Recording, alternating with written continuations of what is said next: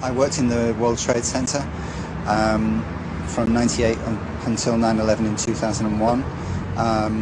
My interest in the whole issue of a conspiracy for 9/11 is based on fact, that there was a power down in the South Tower on the weekend of the 8th and 9th of September.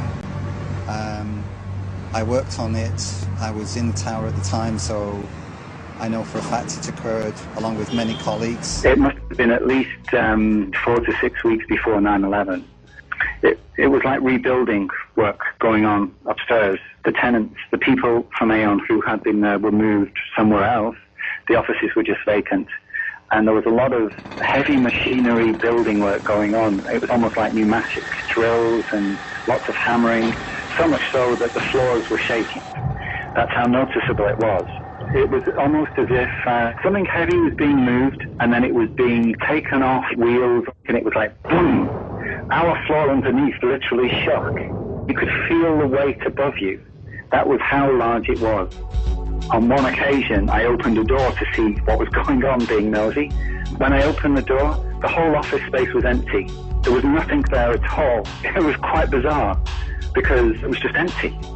Completely empty, barren, nothing, zero. Not even cables hanging from the ceiling, but there'd been these heavy noises and vibrations up above. It was really strange. It was probably the week leading up to 9/11. Every morning I'd come in around 7 a.m. and the dust was incredible. It was filthy. It was like the cleaners weren't cleaning. Right where the windows were, there was a sill which enclosed radiators. I was sick to death of the dust which was appearing on the windowsills. It was dirty grey and very, very noticeable in that week leading up to 9/11. Where was that dust coming from? I was at home on the day of 9/11, witnessing the events from my apartment because of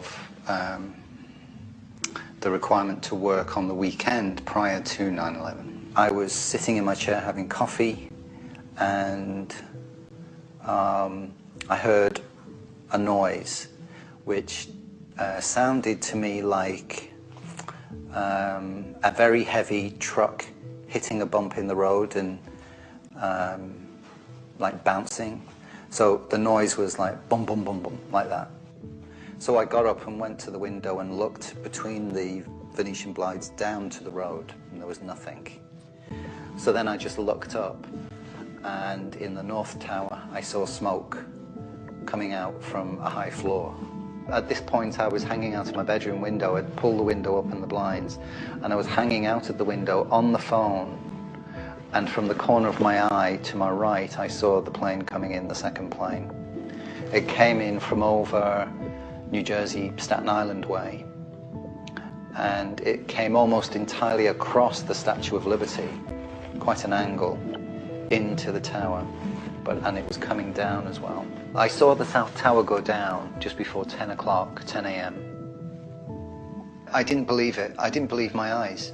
It looked like a fantasy film. What I saw was the building crumbling, like sand. I remember thinking it looked like sand, and instinctively the thought went through my head, well, what did we do at the weekend? I didn't believe my eyes, and I didn't understand it either. And you know, within 25 seconds, where our offices had stood, there was just air and smoke. So we worked on the Saturday morning, shutting everything down, handed over to the Port Authority, and it was handed back to us on the Sunday afternoon. So there was a period of probably 30 hours where there was no power. Right, and it wouldn't have just have affected camera security, it would have affected all the secure systems on doors for either key locks or security badges and so on. To undo them, they weren't working because they're all powered by electricity, so there was no power, there was no backup system, therefore they were all open.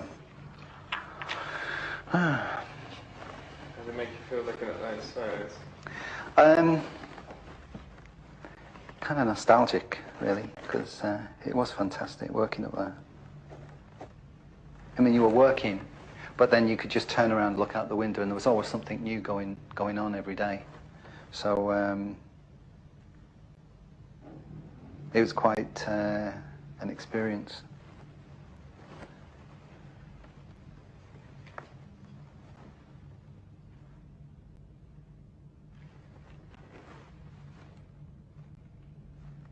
In retrospect, of course, looking back,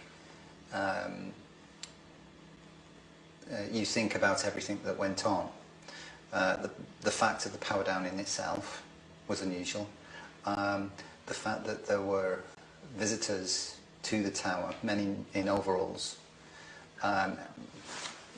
like engineers of some kind, wandering around the floors, carrying toolboxes and cables and so on.